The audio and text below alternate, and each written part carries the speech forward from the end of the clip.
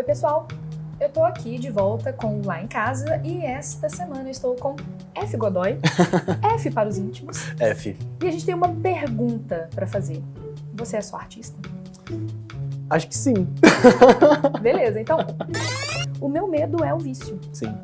De fazer... E não parar riscar nunca a cara. mais e gastar todo o dinheiro só com tatuagem. E meu marido tá ficando assim, né? Tá começando a ficar difícil. A cada semana eu chego, tem uma tatuagem nova, não tá bom não. Lá em Casa. Eu não gostava, porque ela tá fora do padrão. Esse negócio de Ela é relacionamento a exigência cuidado. de que mulheres sejam... Não é mais um mimimi como todo mundo acredita.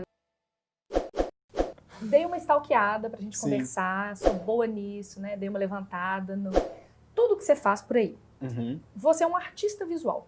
Sim. O que é ser um artista visual? Bom, eu acho que não tem essa resposta tão simples assim, porque eu acho que é muito amplo. Um artista hoje, em 2019, ele faz muitas coisas. Desde um desenho a uma ação em um espaço público ou em uma instituição. E ele pode chamar isso de performance, e ele pode fazer música, e ele pode fazer cinema, e ele pode fazer vídeos em casa. É muito amplo. Então Não sei. é uma expressão meio guarda-chuva, tem um monte de coisa ali embaixo. Sim, total. Tá. Como é que você chegou à arte visual? Como é que você chegou até aqui hoje, finalzinho de julho de 2019? Eu acho que eu nunca tive dúvida, não, sabe? Na escola, assim, no terceiro ano, antes até, eu sempre me envolvia muito com desenho, achei que eu ia ser só um desenhista, mas aí quando eu vim para a universidade eu descobri que era muito mais amplo ser artista, não era só desenho. E eu já me apaixonei pela minha professora de artes e eu acho que é isso que deu estalo, assim, sabe? Nossa, eu acho que é isso. Mas eu nunca tive dúvida. Assim, saí do ensino médio sabendo que eu queria procurar um curso de artes. E aí você foi pra universidade, você foi fazer Isso, artes visuais? Isso. Beleza, fez onde? Fiz na UENG, na Escola Guinhar. Eu sou de Sete Lagoas e lá não existia uma universidade em artes. Então eu procurei a UFMG e a UENG. E aí eu mudei pra cá pra fazer a UENG. Ah, legal. Então você tá com quanto tempo de Belo Horizonte hoje? 9 anos. Massa, já é Belo Horizontino. Ai, sim, com certeza. Aí uma outra pergunta, fiz uma listinha de perguntas aqui. Hoje, com quais técnicas e com quais materiais você produz hoje? O que você está fazendo concretamente hoje? Bom, eu tô desde 2016 com um projeto que se chama Do Objeto, que já foi do Seu Afeto. E esse projeto é um projeto que eu recebo objetos das pessoas, objetos que são histórias. Então eu acredito que você é um livro. E partindo da palavra livro, que é um objeto, né? Você se torna também um verbo. Você pode se livrar de uma história a qualquer momento. Hoje, inclusive, você pode me contar alguma coisa que vai fazer eu confabular e criar um trabalho. Então, a partir dos objetos das pessoas, eu crio trabalhos. Podem ser ilustrações não, desenhos. Esses desenhos, eles podem virar uma série de desenhos. Eu gosto muito de aquarela, então eu sou meio compulsivo assim, com desenho. Podem virar uma ação, podem virar um livro, podem virar uma instalação. É infinito. Entendi. Tá, então você está produzindo com diversas técnicas, materiais, sim. circulando por todas essas produções. Sim. Tá.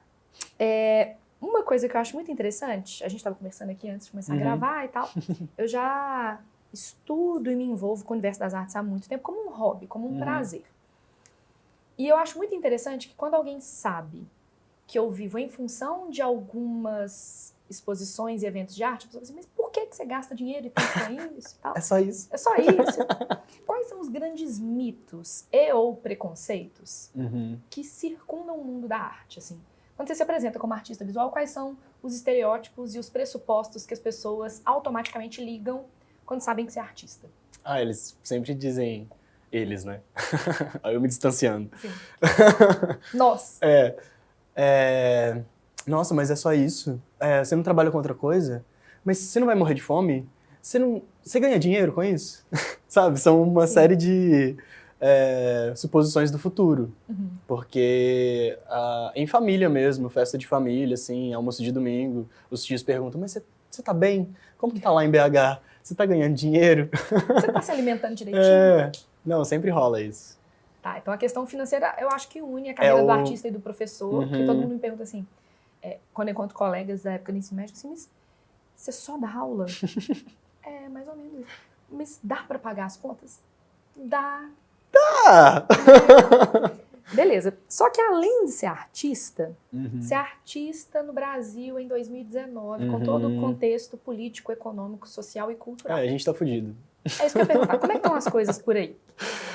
Não vão muito bem, né? Há muitos cortes, muitos editais que não... eu trabalho muito com edital, né? Procurando oportunidades para eu me inscrever e ser visto. E assim, muitas oportunidades foram cortadas. A gente vê que muitos projetos não têm andamento porque verbas foram cortadas. Pessoas foram mandadas embora e isso está acontecendo diariamente, né? Tá sendo mais complicado, mas eu acho que tá sendo, sei lá, eu acho que aqui em BH teve uma coisa quando a gente teve esse prefeito, esse último, e acho que a gente começou a se unir, começou a fazer eventos na rua, e agora eu acho que o Brasil também tá começando a se unir mais, sabe? Tipo, fazer eventos de feiras na porta de casa, então eu acho que isso é lindo. Só para quem não é de Belo Horizonte, para a gente explicar, a gente teve um prefeito em Belo Horizonte, não vai falar nomes porque é responsabilidade jurídica, né? Sim, claro. Que tomou uma série de medidas. Mas a gente pode falar o codinome dele, né? Pode. La Merda. La Merda. Ele rima com merda, o nome dele. E aí ele tinha uma política muito higienista, muito repressora, muito de redução do espaço público. E ele teve um efeito maravilhoso. Porque eu acho que ele uniu todo mundo. Ele fez florescer em Belo Horizonte a cultura, a ocupação do espaço público, as pessoas irem para a rua. Então, em tempos obscuros, às vezes nasce uma iniciativa interessante. E qual que é o papel do artista? Para que você serve?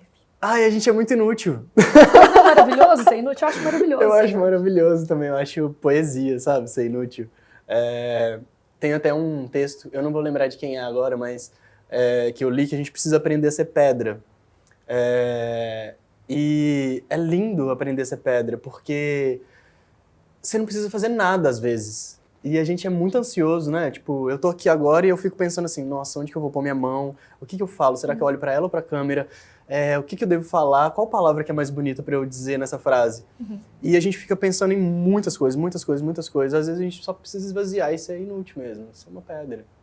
A coisa que eu acho mais legal na arte, e é o motivo pelo qual eu acho que a arte me salvou em alguns momentos da vida, é que a arte não serve pra nada, né? A arte serve essa coisa pra gente deixar de ser uma utilidade. Sim, sim, sim. Não, a inutilidade é linda. Eu acho que Manuel de Barros fala muito sobre isso, sobre a inutilidade também. Mas, eu esqueci o que eu ia falar, mas vou tentar lembrar agora. Tempo na tela. Tá, não, passa pra próxima, tá de boa. Vamos. A gente conversou mais cedo sobre ter um visual diferentão. Como é que é a reação das pessoas? Muitos apelidos. Supla, Ana Maria Braga! Mas as pessoas te falam isso? Ô, velha! Sim, na rua, gritam. E às vezes eu ignoro, continuo andando, seguindo meus passos, meu foco, assim, de onde eu vou. Mas aí tem vezes que eu viro e falo assim, oi, tudo bem? E aí a pessoa, sabe, ela se desconstrói um pouco, algumas, porque tem umas que são bem sisudas. E aí eu acho bom também, assim, enfrentar às vezes. Sim. Mas não é sempre que eu tô com esse humor querendo, né, dizer oi para as pessoas. E nem sempre é seguro, né? Exatamente. Eu acho interessante, óbvio, em menor proporção, como é que qualquer coisa que escapa da norma incomoda as pessoas, assim, a pessoa não consegue. E eu me acho tão normal. Sim. A palavra normal, ela vem, né, da norma, né? Eu acho que eu me encaixo tão bem nesse mundo, sendo eu. Acho que as pessoas é que estão diferentes. Mas você não acha que você tem um papel também, não? Sim. Mostrar para as pessoas que elas não precisam seguir a norma. Claro. Exatamente, é isso. Porque, por exemplo, Belo Horizonte, né? A gente está aqui em Minas, tem a tradicional família mineira, a coisa da norma e da homogeneidade é importante na cultura mineira, infelizmente. Às vezes, um ato diferente, uma aparência diferente, uma profissão diferente, você mostra pro outro que é possível, né? Sim. E que tá certo, e que pode. E aí tem uma coisa engraçada, assim, as pessoas me veem, veem essa imagem, e aí depois, quando elas começam a conversar e tal, vem que eu sou uma pessoa, igual a ela, e aí elas perguntam, mas o que você faz? Aí eu falo, eu sou artista. Então tá explicado porque você é assim. Ó, beleza, né? Você não se encaixa mesmo. Maravilhoso. A gente tá aqui conversando sobre arte, sobre você é só artista, sobre, faz sentido você ser artista com esse visual. Existe uma certa barreira, pelo menos eu entendo assim, do brasileiro médio com a arte. Né? Arte é coisa de vagabundo, arte não serve pra nada. Como é que eu faço se eu quiser tentar, pelo menos, introduzir alguém no mundo da arte, seja como produtor ou como consumidor? O que você indicaria de primeiros passos? Eu acho que procurar os espaços de cultura da sua cidade, né? Que pode ser desde um cinema até um museu. Eu estava conversando com um artista que estava aqui agora, em residência, do Rio. E aí ele falou assim, é engraçado como que as pessoas consomem arte, né? Porque é um consumo de final de semana. É um consumo de lazer de final de semana. E eu acho que é isso que distancia também um pouco, sabe? Porque por que você não pode ir num museu ou numa instituição perto da sua casa durante a semana, sabe? Saindo do serviço para arejar um pouco sua cabeça, pensar em outros assuntos que não sejam os dos telejornais, sabe? Útil, direto, né? Exato. Eu acho que a possibilidade de encontrar cultura de uma outra forma, assim. E a que você atribui esse afastamento do brasileiro médio do mundo da arte? O que aconteceu? Ai, não sei. Então, eu também não sei. Você sabe? Não, eu tô perguntando parecendo que eu super tenho uma resposta. Não tenho, não. Mas eu fico me perguntando isso. Mas eu me pergunto toda hora também, assim, eu procuro essa resposta. Fazendo, ou que a gente deveria estar fazendo. Eu acho que tem uma coisa inicial que é arte ainda, infelizmente, ela é vista como algo elitizado. Sim, tem isso também. Só rico tem tempo pra arte, eu já escutei essa frase. E as galerias também, elas estão sempre de portas fechadas, com seu ar-condicionado. E eu acho que você não tem, assim, muita vontade de entrar porque você vai querer uma obra que talvez vai custar muito caro, não vai encaixar no seu orçamento, e aí prefiro nem ver. Porque se eu gostar de alguma coisa, eu não vou poder levar, sabe? E aí eu acho que a gente tem que quebrar esses espaços, assim. Eu, como artista, eu tento, sabe? Eu tô numa galeria, eu sou artista representado de uma galeria aqui de BH, a Selma Albuquerque, e aí na minha exposição que eu fiz lá, eu quis trazer as pessoas para dentro. Então eu criei uma estratégia de morar dentro da galeria. Legal. Eu fiquei vivendo durante os 30 dias. Literalmente, artista residente. Exatamente. E eu acho que isso gerou uma curiosidade nas pessoas, assim, nossa, então vamos lá ver, vamos lá visitar ele. Teve uma senhora que levou um bolo, sabe, tipo, querendo me alimentar, alimente o artista. Eu achei fofo, é lindo. E eu acho que a gente tem que criar essas estratégias, assim, de trazer as pessoas para dentro dos espaços que talvez não sejam tão acessíveis. Por que eu tô falando sobre isso? Porque eu tenho um relacionamento há muitos anos, a gente já tá há 13 anos juntos, e aos pouquinhos eu consegui trazer, na época, meu namorado, hoje marido, para dentro do mundo da arte. Uau! E é a longo prazo, né? É longo prazo, mas não é tão difícil quanto a gente imagina. Sim, sim. Né? Assim, a arte, ela tem uma sedução própria. Sim, sim. É muito sedutor, né? É sedutor. Tem um fetiche ali também. Isso, você começa no basicão, vê umas obras um pouco mais canônicas, né? Uns artistas mais consagrados. Você começa pela ideia de belo, que aí você fisga a pessoa, e depois você desconstrói o belo. Por que eu tô falando sobre isso? E aí depois você descobre que o conceito também é belo, né? Sim, sim. E que a ideia e o conceito por trás é lindo. Por que eu tô falando sobre isso? Porque a gente hoje tem uma diversão, que é, às vezes, ir mais perto da gente, o Inhotim, ou qualquer galeria ou centro cultural que tem uma exposição de arte contemporânea, que causa um certo estranhamento, uma certa rejeição. Isso que é lindo, né? E aí a gente espera a primeira pessoa falar assim, isso é arte? Eu consigo fazer isso. Meu filho já fez! Exato. Aí o que a gente faz? A gente pula na pessoa e fala assim, mas o senhor já pensou que... Aí a gente começa meio que a tentar trazer a pessoa pra dentro da obra. Então tá virando um rolê meio bizarro. Então vocês são mediadores. A gente faz isso de diversão, sério. A gente fica parado na galeria, assim. Aí a gente vê o primeiro esgarro de rejeição. Tipo assim, mas você já prestou atenção nisso? E aos pouquinhos a gente tá conseguindo converter algumas pessoas. Isso é muito bom. Por que eu estou perguntando sobre isso? Porque, stalkeando a sua vida, eu vi que você também trabalha como arte mediador. Sim. Arte e educação, isso. Eu adoro. Qual que é o principal problema que você enfrenta, assim? Ou não tem problema, é massa? Então, eu gosto de trabalhar com arte e educação com crianças, então eu não encontro quase nenhum problema, assim. Crianças são muito abertas, né? Ai, e elas te trazem pra um lugar que acaba que você tá sendo mediado, de repente, sabe? E eu acho que eu gosto disso, quando o processo ele muda um pouco. Eu Te chego tira como daquele lugar do mediador, professor, né? eu chego como mediador ali de uma história, e aí de repente eu tô sendo mediado pela situação toda, sabe? Eu não diria que é mais fácil, mas é mais encantador, assim, é mais fabuloso. As crianças têm um olhar um pouco mais livre, Sim, né? sim, sim. Livre de amarras.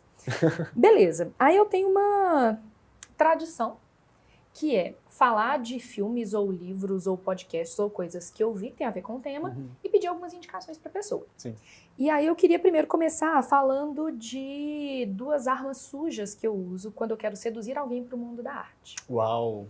Porque tem disponível no YouTube, estão disponíveis no YouTube, 2 séries que são sobre arte e história da arte, que são muito palatáveis, com um Olha. vocabulário muito tranquilo.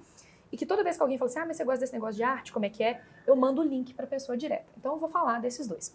O primeiro é O Poder da Arte, que é uma Não série conheço. de vídeos que foi produzida pela BBC, com um historiador chamado Simon Schama, e que ele mostra como é que algumas obras de arte mudaram o mundo. Como é que certas formas de representação do mundo mudaram a maneira como a gente vê o mundo. Sim, sim. Então, Poder da Arte, eu acho que é uma boa do Simon Schama. Legal, vou E ver. tem um outro, eu vou te mandar, sério, agora que a gente já tá amigos, eu vou parar de te stalkear e conversar. Aham. E o outro é também uma série documental, tem no YouTube, que se chama Como a Arte Moldou o Mundo.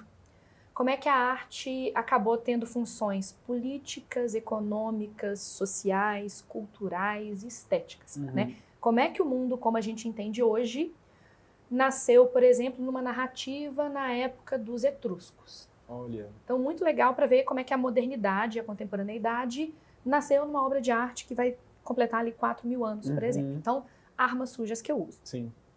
E como eu gosto muito de fazer esse momento de pular nas pessoas e falar assim, olha, isso também é arte, eu indico um livrinho, tem até ele aqui em algum lugar da salinha, eu tenho que encontrar, pode ser que algum aluno tenha pego emprestado, que é o Isso é Arte, do Will Gompertz, que fala sobre arte moderna e contemporânea, para que o leigo entenda que aquilo também é arte. Sim. Né? E aí? Você Minhas indica, indicações. Algum livro, algum filme, algum documentário, algum podcast para as pessoas adentrarem no mundo da arte? Olha, eu gosto de ler entrevistas com artistas. Legal. E aí tem uma série de livros que são encontros. E aí eu li há pouco tempo o do Hélio Oiticica, que é um artista brasileiro, né, do Rio, já falecido, mas que eu acho que ele mudou, assim, ele é uma chave na história da arte brasileira. Acho que é legal ler, assim, para entender a cabeça dele. Sim. Que eram umas heliotapes que ele fazia, e aí acho que é legal entender o que ele O pensa. processo, o que ele pensava. Eu gosto de ler artistas. Agora tem uma blogueira que faz uma série no YouTube, que é a Vivi Eu Vi. Ela é de São Paulo, você conhece? Já viu? Eu acho super legal, assim, porque ela traz atualidades, e assim, eu assisto sempre. Mas já mostrei para algumas pessoas não gostaram, outras pessoas gostaram. Então, vejam, para ver se vocês gostam. Então, Vivi Eu Vi e Sim. entrevistas com artistas. Isso. O Hélio Oiticica é maravilhoso. Sim, genial. Tem até um documentário, saiu na Netflix, Olha. sobre ele, sobre a vida dele, sobre a obra. Então eu tenho que lembrar que o nome. incrível. Eu quero ver. Mas tem, só colocar lá na barrinha de busca Sim. da Netflix, colocar Hélio Oiticica, vai aparecer. Legal. A gente tem que encerrar. E tem aquele momento Oh. clássico do fechando. Tá. O que você gostaria, como artista visual, que as pessoas soubessem sobre a arte? Assim, resumo. Ai, meu Deus. Parece pergunta de Miss, né? Qual é o seu livro Eu gostaria. favorito e qual é a mensagem que você deixa? Bom, eu acho que o que eu mais quero nesse mundo é trazer afeto para as pessoas. E eu acho que o meu trabalho, ele fala sobre afeto. E eu tento fazer com que as pessoas se relacionem, sabe? De uma forma onde haja amor, onde haja esperança num mundo melhor mesmo. É quase uma Miss, né? Eu senti uma coisa meio assim. Tu te tornas eternamente responsável. Mas eu acho que o meu desejo é de reverberar amor mesmo, sabe? E a arte tem essa função. Tem muito essa função. Eu acho que ela é transformadora. É isso. Então, ó, até acabou. Então, muito mais arte, muito mais afeto para todos Sim, nós. por favor. Muito mais sucesso. E que a gente continue diferentão, né? Por favor. Você tem que fazer uma tatuagem, hein? Tenho que fazer uma tatuagem. Gente, a gente tava conversando, eu vou fazer uma tatuagem. Juro, depois dessa Pra conversa, ficar diferentona. vou ficar diferentona. Eu tô muito tradicional, muito TFM. Muito tradicional família. Ai, ai. É isso. Beijos.